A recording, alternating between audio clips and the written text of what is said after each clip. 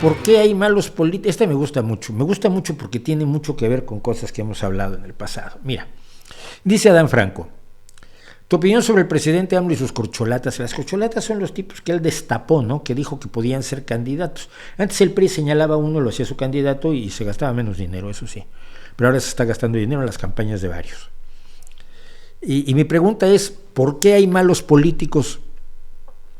Bueno, te voy a decir una de las razones fundamentales que yo creo que se puede argumentar muy seriamente por las que hay tan malos políticos, es porque le hemos dado tan mala imagen a la política que la gente decente no se mete a la política.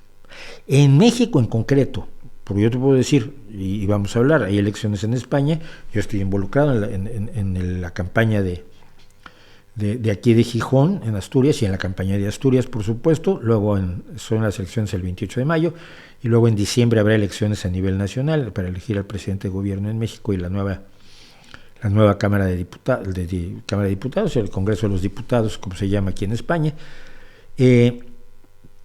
Aquí hay mucha gente decente participando, ¿no? Como alcaldes, como candidatos a alcaldes, como candidatos a presidentes de las comunidades autónomas que conforman España, que es sin ser un estado federal, pero es un estado que está formado por comunidades autónomas.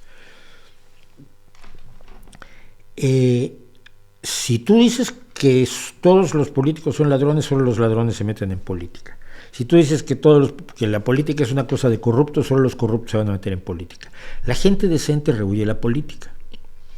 En Grecia, por ejemplo, lo que se evitaba en esto era obligando a la gente a asumir los puestos políticos. Oye, te tocó, en vez de democracia muchas veces usaban el sorteo, te tocó ser presidente. No, yo no quiero ser presidente. No, pues tienes que ser presidente.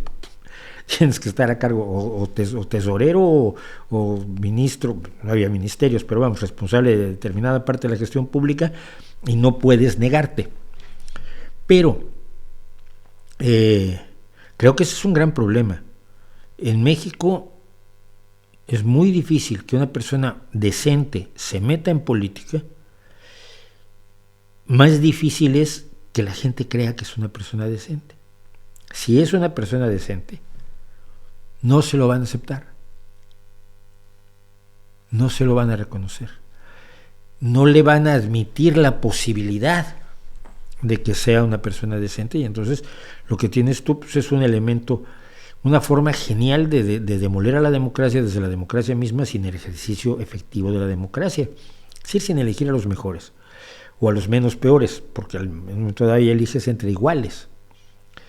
Es muy preocupante porque yo entiendo y a veces comprendo que la democracia es problemática, que hay muchas críticas a los procedimientos democráticos, que la democracia a veces da muy malos resultados, pero lo que mucha gente olvida es que hay solo una alternativa a la democracia, y es el autoritarismo. Que una persona decida o un grupo de personas decidan por todos los demás, autoritariamente, utilizando la violencia, la represión, la fuerza para imponer sus visiones. Sea un rey, sea una aristocracia, sea una élite como la nomenclatura soviética, o sea un grupo de oligarcas como los que hay en Rusia, sea un enloquecido enamorado de sí mismo como es Ortega en Nicaragua, o sea un grupo cleptocrático como el que controla Cuba y controla Venezuela, sea un militarote como puede ser Pinochet, como pueden ser los soldadotes en Myanmar actualmente, etcétera, etcétera. Es decir, si no te gusta la democracia, pero no estás dispuesto a repararla, si no quieres deshacerte de ella, vas a tener un tirano. Y no vas a ser tú. Lo más probable es que no vas a ser tú.